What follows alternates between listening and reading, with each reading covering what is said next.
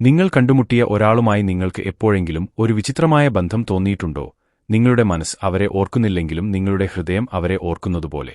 ഇത് അപരിചിതനായ ഒരു യുവതിയുടെ അവിശ്വസനീയവും ഹൃദയസ്പർശിയായതുമായ കഥയാണ്. താൻ ഒരു അപരിചിതനെ സഹായിക്കുകയാണെന്ന് കരുതിയ ഒരു യുവതി. പക്ഷേ അവൾക്ക് അറിയില്ലായിരുന്നു. അവൾ തന്റെ ഭൂതകാലത്തിലേക്ക് നേരിട്ട് നടക്കുകയായിരുന്നു. അനേ എപ്പോഴും ചോദിക്കാൻ ധൈര്യപ്പെടാത്ത ചോദ്യങ്ങളായിരുന്നു. 2 വയസ്സ് മുതൽ അമ്മായിയും അമ്മാവനും വളർത്തിയെടുത്ത അവളോട് അവളുടെ യഥാർത്ഥ മാതാപിതാക്കളെക്കുറിച്ച് വളരെ കുറച്ച് മാത്രമേ പറഞ്ഞിട്ടുള്ളൂ. അച്ഛൻ പോയി എന്ന് അവർ പറഞ്ഞു. അമ്മ മരിച്ചു. ജീവിതം മുന്നോട്ടു പോയി. എന്നാൽ ഉള്ളിലെവിടെയോ എന്തോ നഷ്ടപ്പെട്ടതായി അനേയ്ക്ക് എപ്പോഴും തോന്നി. അവൾക്ക് വിശദീകരിക്കാൻ കഴിയാത്ത ഒരു നിഴൽ. അവൾ കൊതിച്ച ഒരു ബന്ധം. ഇപ്പോൾ 20കളിൽ അവൾ നഗരത്തിലെ ഒരു ചെറിയ പുസ്തകശാലയിൽ ജോലി ചെയ്തു. അവളുടെ ജീവിതം ലളിതമായിരുന്നു. അവളുടെ വൃത്തം ചെറുതായിരുന്നു.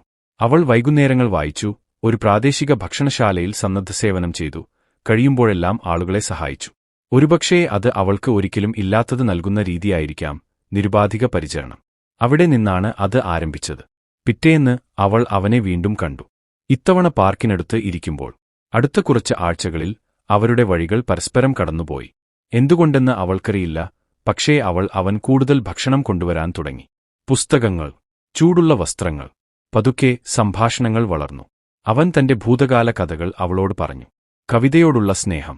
തെറ്റുകളിൽ അവൻ ഒരിക്കലും തിരുത്തിയില്ല. അവന്റെ ശബ്ദത്തിൽ എന്തോ ഒന്ന് ഉണ്ടായിരുന്നു. സൗമ്യമായ, പരിചിതമായ, ആശ്വാസകരമായ എന്തോ ഒന്ന്. അവളുടെ ഹൃദയത്തിൽ എന്തോ ഒന്ന് അവളെ കൂടുതൽ അടുപ്പിച്ചുകൊണ്ടിരുന്നു. അവൾക്ക് അത് വിശദീകരിക്കാൻ കഴിഞ്ഞില്ല, പക്ഷേ അവനോട് സംസാരിക്കുമ്പോഴെല്ലാം അത് ഒരു വീട് പോലെ തോന്നി. ഒരു ദിവസം, ഒരു നിശബ്ദ നിമിഷത്തിൽ, അവൻ അവളെ നോക്കി എല്ലാം മാറ്റിമറിച്ച ഒരു ചോദ്യം ചോദിച്ചു. നിങ്ങളുടെ അമ്മയുടെ പേര് ലീന എന്നായിരുന്നോ? അനയെ മരവിച്ചു. ആരും അത് ചോദിച്ചിരുന്നില്ല. അവൾ മൃദുവായി മറുപടി പറഞ്ഞു, അതെ. പക്ഷേ നിങ്ങൾക്ക് എങ്ങനെ അറിയാം? ആ മനുഷ്യന്റെ കൈകൾ വിറയ്ക്കാൻ തുടങ്ങി. അവന്റെ കണ്ണുകളിൽ കണ്ണുനീർ നിറഞ്ഞു.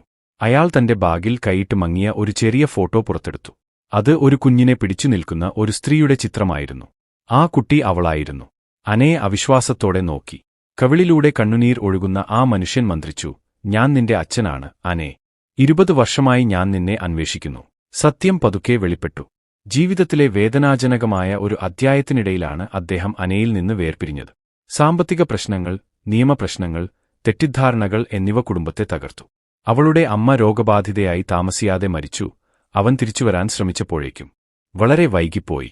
അവളെ വളർത്തിയ ബന്ധുക്കൾ അവളോട് പൂർണ്ണമായ കഥ പറഞ്ഞില്ല. അവൻ തിരിച്ചുവരില്ലെന്ന് അവർ വിശ്വസിച്ചു. അവനില്ലാതെ അവൾ നന്നായിരിക്കുമെന്ന്. പക്ഷേ അവൻ ഒരിക്കലും നോക്കുന്നത് നിർത്തിയില്ല. വർഷങ്ങളോളം അവൻ അവളുടെ ഒരു ചിത്രം തന്റെ പോക്കറ്റിൽ സൂക്ഷിച്ചു. പ്രതീക്ഷയോടെ കാത്തിരിക്കുന്നു. വിധി അതിന്റെ നിഗൂഢമായ രീതിയിൽ അവരെ വീണ്ടും ഒന്നിപ്പിച്ചു. ഒരു മഹത്തായ പുനഃസമാഗമത്തിലൂടെയല്ല, മറിച്ച് ഒരു ചെറിയ ദയാപ്രവൃത്തിയിലൂടെ. തുടർന്ന് നടന്നത് വെറും ഒരു പുനഃസമാഗമല്ല, മറിച്ച് ഒരു പുനർകണ്ടെത്തലായിരുന്നു. അവർ മണിക്കൂറുകളോളം, ദിവസങ്ങളോളം, പിന്നെ ആഴ്ചകളോളം സംസാരിച്ചു. അവൻ എല്ലാം പങ്കിട്ടു. അവന്റെ വേദന, ഖേദം, ഓർമ്മകൾ. അവൾ ശ്രദ്ധിച്ചു. പതുക്കെ അവളുടെ ഹൃദയത്തിന് ചുറ്റുമുള്ള മതിലുകൾ മേപ്പെടുത്താൻ അനുവദിച്ചു. അനേയ്ക്ക് ദേഷ്യം തോന്നി. ആശയക്കുഴപ്പം. പക്ഷേ മനസ്സിലാക്കലും. കാരണം ചിലപ്പോൾ ജീവിതം നമുക്ക് പൂർണ്ണമായ കഥകൾ നൽകണമെന്നില്ല. ചിലപ്പോൾ ഏറ്റവും ശക്തമായ പ്രണയകഥകൾ നഷ്ടപ്പെട്ടവയാണ്, പിന്നീട് കണ്ടെത്തുന്നവയാണ്. കാലം കടന്നുപോയപ്പോൾ അവർ പുതിയൊരു ബന്ധം കെട്ടിപ്പടുക്കാൻ തുടങ്ങി. അപരിചിതരായിട്ടല്ല, മറിച്ച് പരസ്പരം കണ്ടെത്തിയ മകളും അച്ഛനുമായി. അവൻ അടുത്തുള്ള ഒരു ചെറിയ അപ്പാർട്ട്മെന്റിലേക്ക് താമസം മാറി. എല്ലാ ഞായറാഴ്ചയും അനയെ അവനെ സന്ദർശിക്കുമായിരുന്നു. അവർ ഒരുമിച്ച് പുസ്തകങ്ങൾ വായിക്കുകയും ഭക്ഷണം പാകം ചെയ്യുകയും ചിരി പങ്കിടുകയും കണ്ണുനീർ പങ്കിടുകയും ചെയ്തു. അവൾ അവനെ അവളുടെ സുഹൃത്തുക്കൾക്ക് പരിചയപ്പെടുത്തി. അവളുടെ ലോകം. അവൻ എഴുതിയതും എന്നാൽ ഒരിക്കലും പ്രസിദ്ധീകരിച്ചിട്ടില്ലാത്തതുമായ പുസ്തകങ്ങൾ അവൻ അവൾക്ക് സമ്മാനിച്ചു. അവൻ ഒരിക്കലും സ്നേഹിക്കുന്നത് നിർത്തിയിട്ടില്ലാത്ത ഒരു മകൾക്കായി എഴുതിയ കവിതകൾ. അവരുടെ കഥ പ്രതീക്ഷയുടെ ഒന്നായി മാറി. അനയുടെ കാഴ്ചപ്പാടിനെ എന്നേക്കുമായി മാറ്റിമറിച്ച ഒരു സത്യം അവൻ പഠിച്ചു. ചിലപ്പോൾ ആളുകൾ ഒരു വിശദീകരണവുമില്ലാതെ നിങ്ങളുടെ ജീവിതത്തിലേക്ക് കടന്നുവരുന്നു. ചിലപ്പോൾ കാരണം അവർ എപ്പോഴും അവിടെ ഉണ്ടായിരിക്കാൻ ഉദ്ദേശിച്ചിരുന്നു. കാരണം സ്നേഹം, യഥാർത്ഥ സ്നേഹം, അതിന്റെ വഴി കണ്ടെത്തുന്നു. അത് എത്ര ദൂരം സഞ്ചരിക്കേണ്ടി വന്നാലും. അപ്പോൾ അടുത്ത തവണ നിങ്ങൾ തെരുവിൽ ആരെയെങ്കിലും സഹായിക്കുമ്പോൾ കുറച്ചുകൂടി കേൾക്കൂ, കുറച്ചുകൂടി അടുത്തു നോക്കൂ.